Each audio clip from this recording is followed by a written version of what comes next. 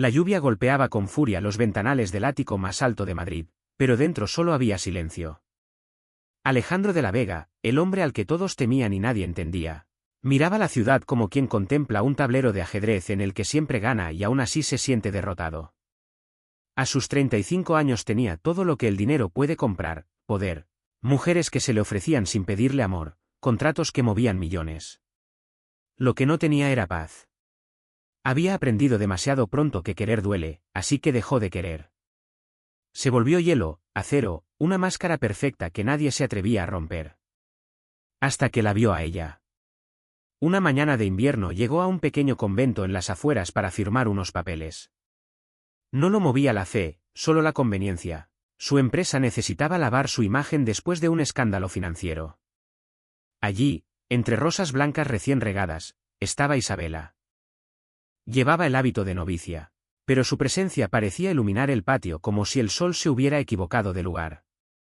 Cuando le dio las gracias con esa voz suave que no pedía nada, Alejandro no supo qué responder.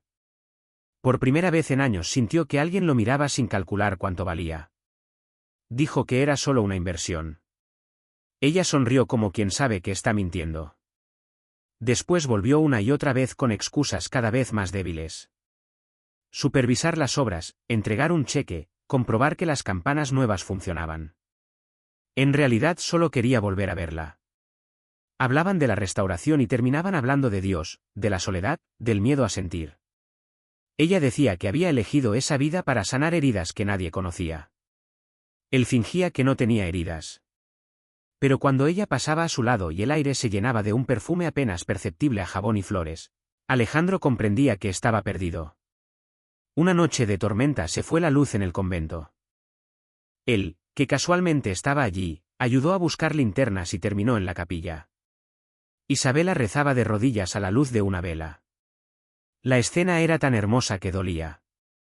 Se acercó sin saber por qué y le confesó, con voz que no parecía suya, que aquel era el único lugar donde sentía que respiraba. Ella abrió los ojos y por primera vez, vio al hombre detrás del apellido temido. Dios también te escucha aunque no creas en él, le dijo. A veces solo hay que dejar de huir. Él quiso decirle que ya no huía de nada, pero ambos sabían que era mentira. Desde entonces todo fue una caída lenta. Él volvía al convento una y otra vez. Ella intentaba rezar más, ayunar más, castigarse más, pero el corazón no entiende de disciplinas.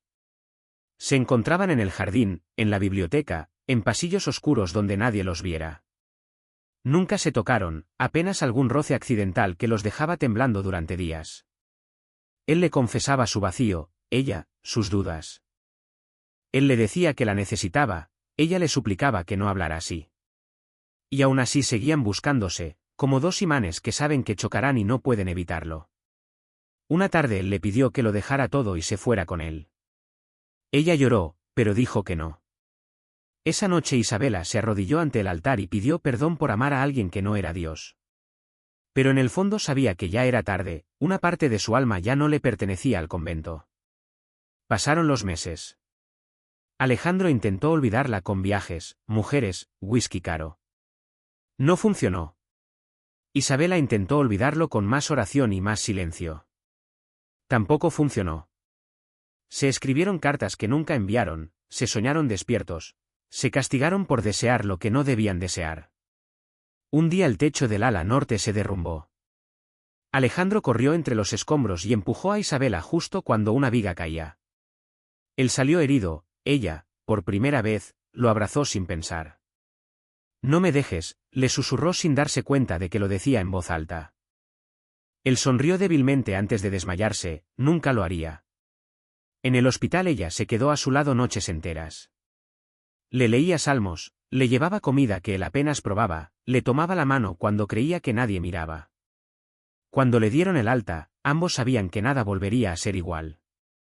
Pero también sabían que no podían estar juntos. Así que él se fue a Nueva York, ella se quedó en el convento, y los dos fingieron que la distancia cura.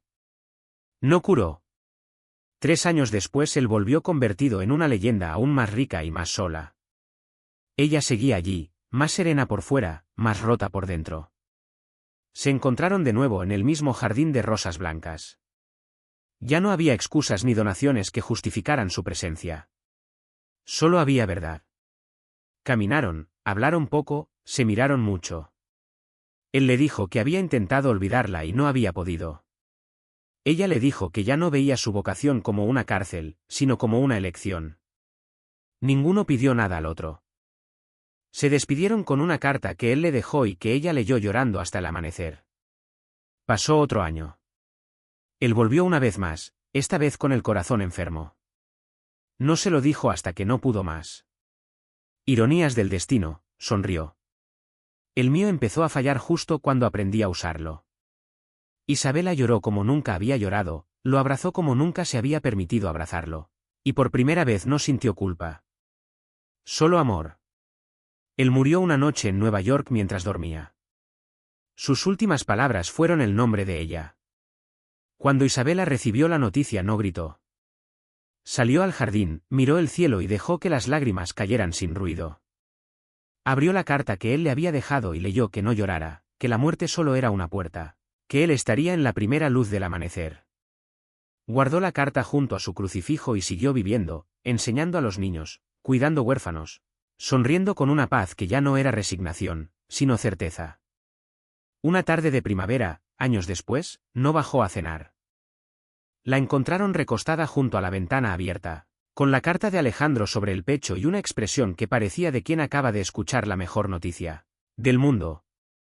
Había muerto mientras dormía, sin dolor ninguno, solo una sonrisa apenas dibujada. Al día siguiente el cielo amaneció dorado y el aire del claustro olía a rosas aunque no era temporada. Las hermanas dijeron que fue su imaginación, pero todas sintieron lo mismo, que Isabela no se había ido sola. Desde entonces cuentan que, cuando llueve sobre el convento, una brisa tibia mueve las rosas blancas aunque no haya viento. Y si te quedas muy quieto, muy en silencio, casi puedes oír dos voces susurrando la misma promesa que se hicieron sin tocarse nunca: donde tú estés, estaré yo. Y donde yo esté, también tú.